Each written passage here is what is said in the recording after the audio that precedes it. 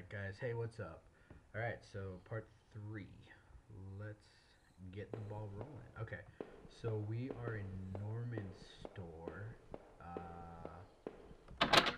Okay, the entrance to the front of the store was locked from the inside.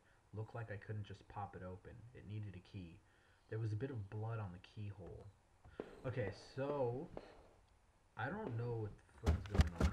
I'm assuming this Norman dude though is this serial killer dude. Simply because, well, I mean, go watch the first two parts and you kind of figure some. You kind of. Okay, what was this? It looked like a pull chain hanging from the ceiling. I wondered where it led. Did I pull the chain? Yeah. I gave the chain a single tug and a simple folding ladder to the attic popped down. Yeah, I'm just assuming that it's him because. Oh, look! Another dead body! Let's look at the TV first. The TV still flickered. Some inaccessible channel. Jesus, I couldn't believe what I was seeing. Norman, my coworker, and one of the few friends I had in this town, lay dead beside his armchair. His face and shirt were covered in blood. It looked like he'd been shot trying to get up. His eyes were still wide with shock. Norman, you deserve better than this. Did I close his eyes? Yes, I did. I wasn't sure if I wanted to give him peace, or if I just couldn't stand to think anymore about what was going on. Quickly, I closed Norman's eyes. Oh, never mind. Maybe it's not Norman. Well, shit, dog. Sorry for blaming you. Alright, let's see what we got. Oh, hey, look, a table. I guess this was Norman's kitchen table. He kept it clean enough, but there were water rings from 2 cups still there in the wood. The kitchen trash bin smelled fresh. I didn't dig through that mess. Did I? Yes, you did. I found a hairpin amongst the rotting food and trash and pocketed it. Okay. So, clearly,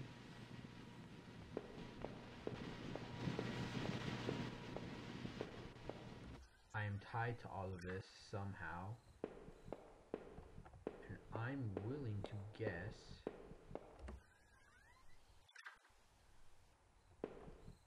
that perhaps, despite the shock of already finding Norman in that state, seeing this turned my stomach just as much. It was one of Rachel's old fall coats. What was it doing there? Was she okay? See, okay. Okay. Inside the cabinet was a small but impressive collection of hunting rifles, shotguns, and even a few items I didn't think were legal here.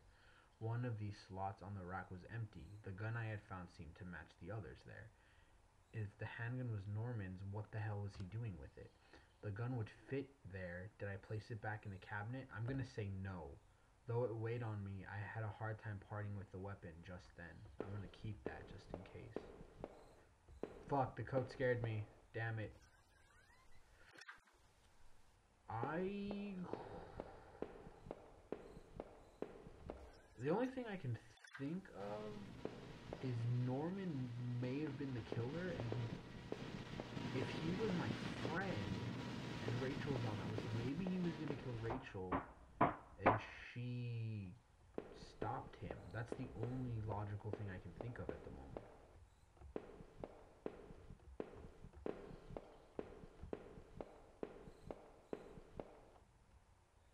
There was a large cardboard box that hadn't been sealed. Did I open it? Yeah.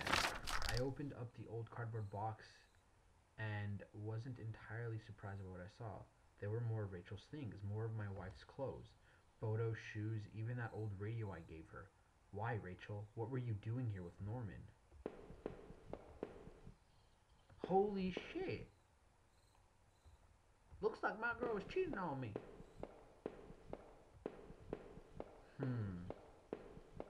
Or maybe I'm just a jackass and maybe it's Rachel who's killing everyone. And she's doing all the shit to make me think that it's Norman. Maybe. Okay. I'm gonna go back in here. I'm gonna place the gun and see if that does anything. Okay, Norman, what were you doing with all of these? Oh, maybe I can't place the gun. Never mind. Okay, so I'm gonna go downstairs again. Although I don't know where I could possibly go. Oh, I used the hairpin to pick the lock. The hairpin snapped in half, so I threw it away. The general store was small, but it was clean. It had the usual things: postcards, snacks, magazines, and canned goods. I never went there much. Rachel usually stopped by after work if we needed anything. Okay. The register was mostly empty, and a fat stack of travel magazines sat beside it. I'll fuck if I know. The icebox seemed to be unplugged. It must have been off for a while. Most of its contents were half melted. There were various postcards from the area, especially from the tourist traps. One of the postcards showed an old black and white photo of the water tower. It looked to be in much better shape then.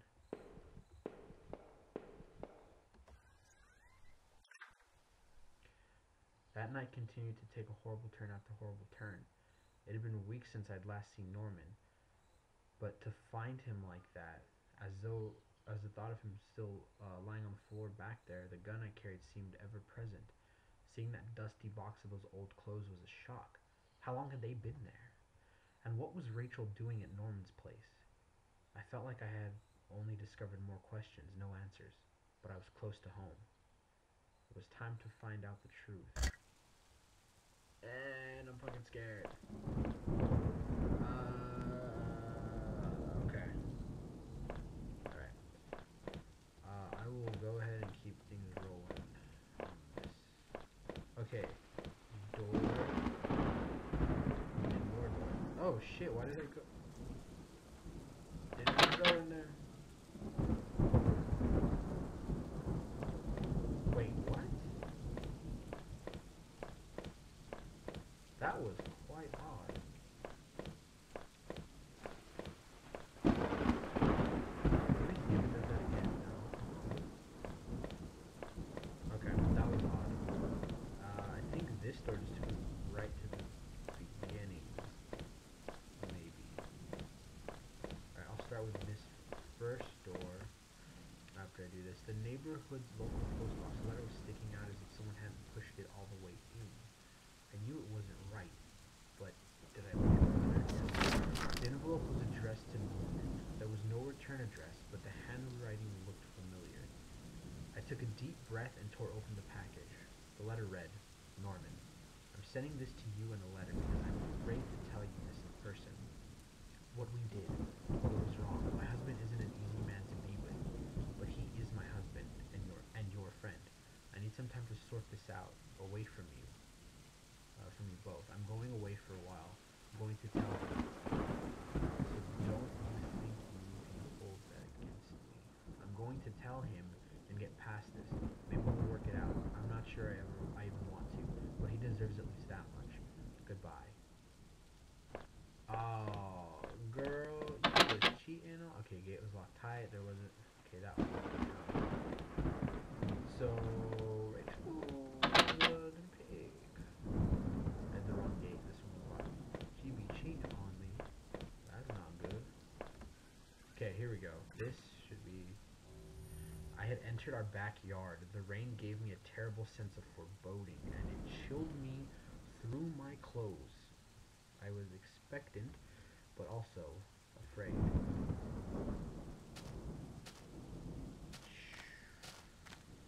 And I'm a little freaking out right now. Hey, garden gnomes. Pixelated garden gnomes. I held my breath as I approached our back door. I was terrified to step inside. Oh, wait, you know what? There's blood on the fences. The fence posts. I'm scared. The house was painfully quiet. The only sound was my ragged and strained. I flickered the light switch by the door. The power was off. I'm scared.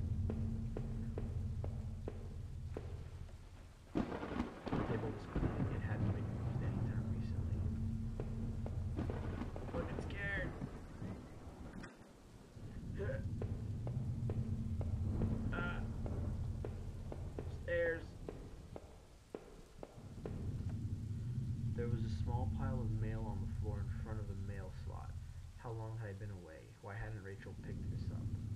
Most of the contents were bills. There was a credit card bill there.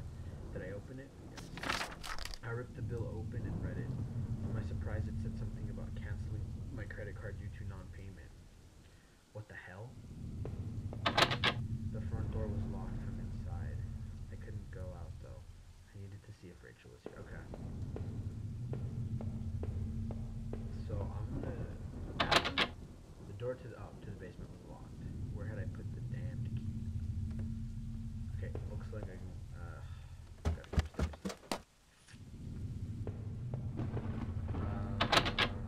The door was stuck shut. There was an old-fashioned keyhole underneath the handle.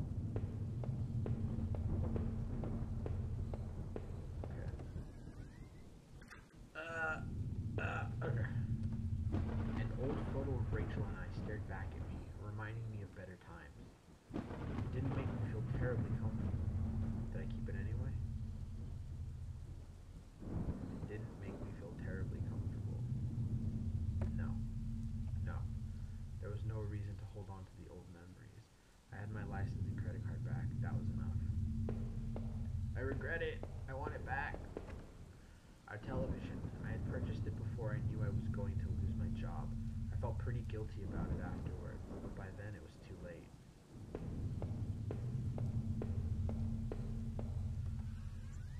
I'm gonna keep speculating, because I can.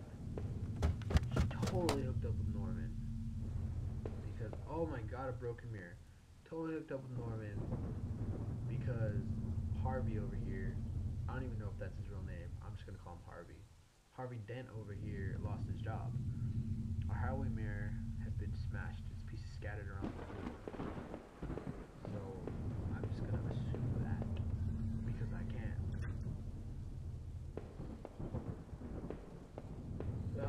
Computer! My laptop had been left on and only had a tiny bit of power left. On the screen was a website about the old water tower. There was a key in the top drawer of my desk. Did I take it? I pocketed the key. This game is very intense, I must say. Toilet! We were lucky enough to get a house with one of those wonderful old claw-footed bathtubs. Our sink, which needed to be replaced, one of the taps always stuck, but I hadn't got around to fixing it yet. That was the bathroom.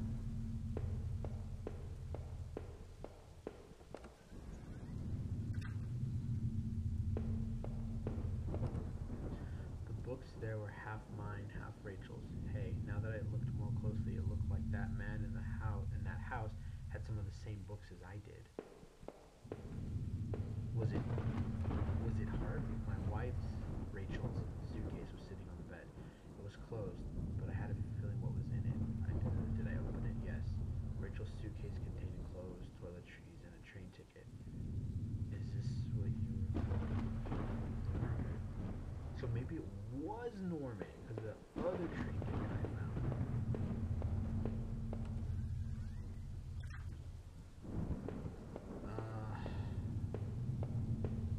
I'm the top. We have top 4. Alright, let's go back.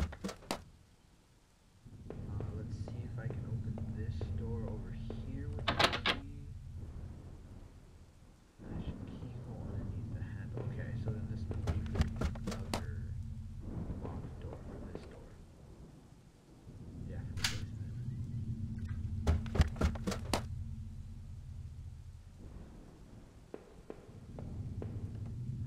There were old Christmas decorations in the box. The garbage bags were stuffed with old paint cans and supplies. There was a dirty old key here. Did I take the key? Yes. I took the small key and tried to remember what it unlocked. There were old clothes, tools, and other things we obviously hadn't thrown out yet.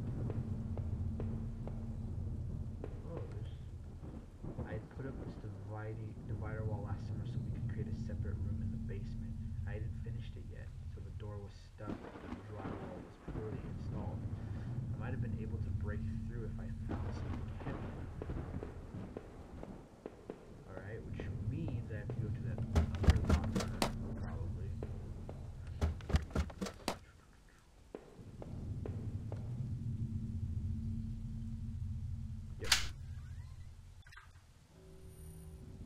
looked like the room had been tossed around. The furniture was a mess. Did somebody break in here?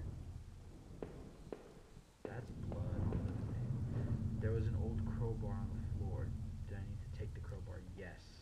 I lifted the heavy crowbar. I appreciated its weight. Huh.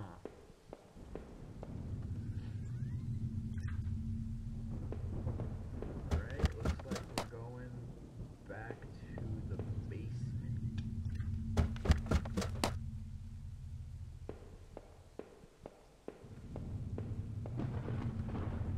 The crowbar I found wouldn't have been strong enough to bust through that cheap wall. Did I break through the wall with the crowbar? I swung the crowbar at the wall. I smashed a hole large enough to step through.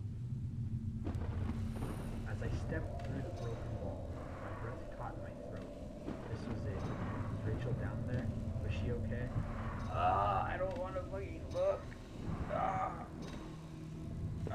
Rachel. Don't look. What?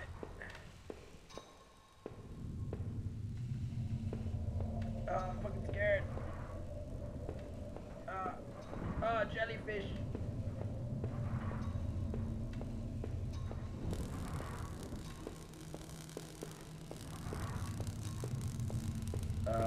Fuck. Alright, sorry if it seems a little choppy right here. I had to get up and walk away because I'm really fucking scared. I don't know what the fuck is gonna happen. A filthy looking pile of rags had been dumped in the corner. The stench of them was awful and made my eyes water. I was terrified to even touch the pile to see what lay within, but I knew I had to. I had come this far. After all this searching, after all I had seen, when I looked within the rag, will I finally find my Rachel? Oh, I'm scared! What is it? Oh, fuck, what is that? Jesus.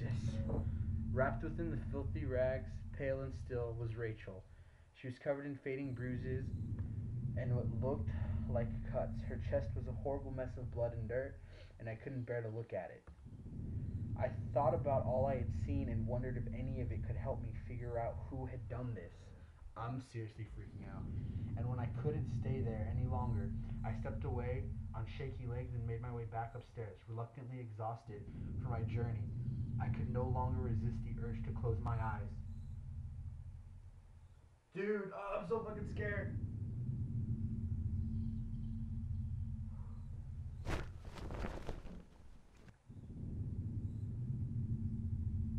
Oh, fucking shit. Okay, I'm gonna go ahead and end this one here. I gotta take a little break. I'm kind of freaking out. Alright, so, I'll catch you all in part 4, and thanks for watching.